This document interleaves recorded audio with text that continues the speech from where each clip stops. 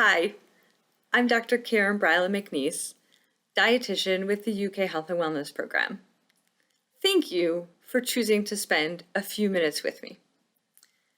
Today, we're going to challenge the idea of the perfect choice and help you become more comfortable with good enough choices.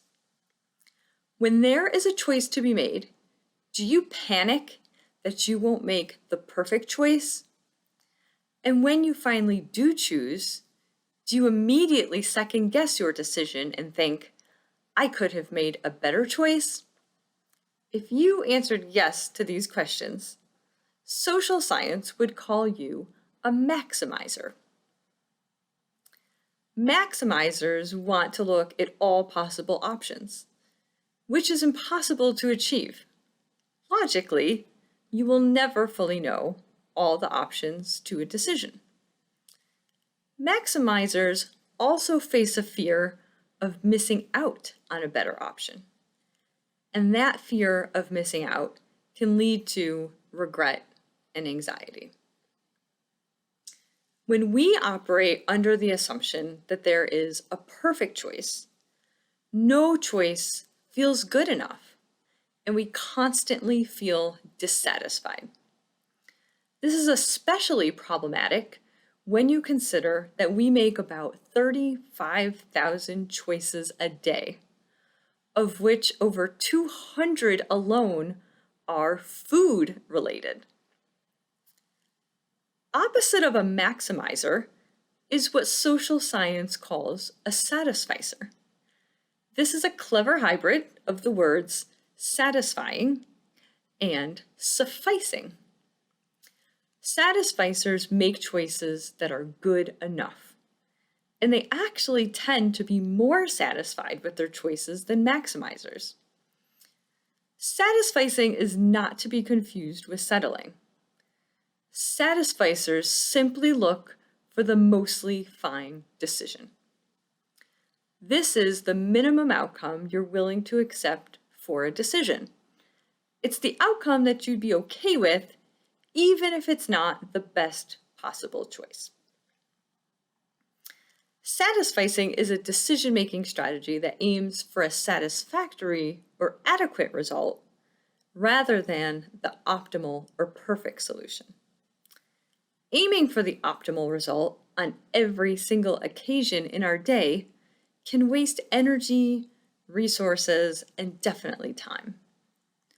Also, more effort spent doesn't necessarily mean you'll get a more optimal result. There can be diminishing returns on your effort. Think about, for example, shopping at the grocery store. You are looking at rows upon rows of cereals, deciding which one to buy. What are your minimum requirements? Let's say you want cereal with low sugar and high fiber. That's it. Anything at that threshold or above, and you've met your minimum criteria. You scan the aisle, find a cereal that meets those criteria, and off you go. You're no longer spending 15 minutes weighing all your options. And you've minimized the chances that you'll second guess your choice or feel regret or anxiety about it. Compared to maximizers, satisficers are more likely to experience higher levels of happiness, satisfaction, and self-esteem. So it turns out that good enough is actually very good for our well-being. Satisficing also has other benefits. It can give us more purpose in our thoughts. The human mind can only fire on all cylinders for so long before it exhausts itself. If you are trying to perfect every decision, your mind will have little ability to relax because it will be too busy thinking about all its choices. By letting go of some of your choices, you can turn your thoughts towards the things that really matter. Satisficing can also promote a growth mindset. When you let go of the decision-making that exhausts your mental resources, you'll have more mental energy left for unstructured thinking and reflection. This can nurture new ideas and encourage creative problem solving. Satisficing can also help us meet our goals. People who satisfice do not float through life without goals or ambitions. Instead, satisficers can be extremely goal-oriented.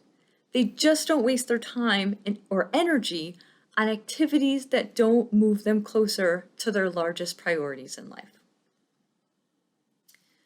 I hope by now you are interested in doing more satisficing. So let's review the steps for making a good enough decision. First, decide on the minimum outcome you are willing to accept for your decision. Next, search for an option that meets those requirements. The key is to stop searching when you find a satisfactory option. You are satisficed. Finally, enjoy the savings of time, effort, and resources you just created, and don't second-guess your decision.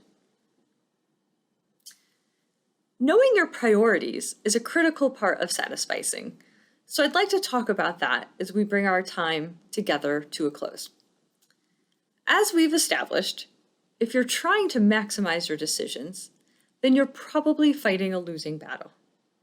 It is not only impossible, it's exhausting and can steal the joy from everyday activities. If an activity won't benefit from maximizing, then don't waste your resources on it. Consider this example. You are making a casserole for a weeknight dinner. You have two choices. You could either chop all your fresh vegetables or purchase a bag of frozen vegetables. The frozen vegetables are far more convenient and efficient to use than the fresh ones. Since the taste of a dish using frozen instead of fresh vegetables will be about the same, and since your family won't be able to tell the difference, it makes sense to satisfice and use the frozen vegetables in this instance.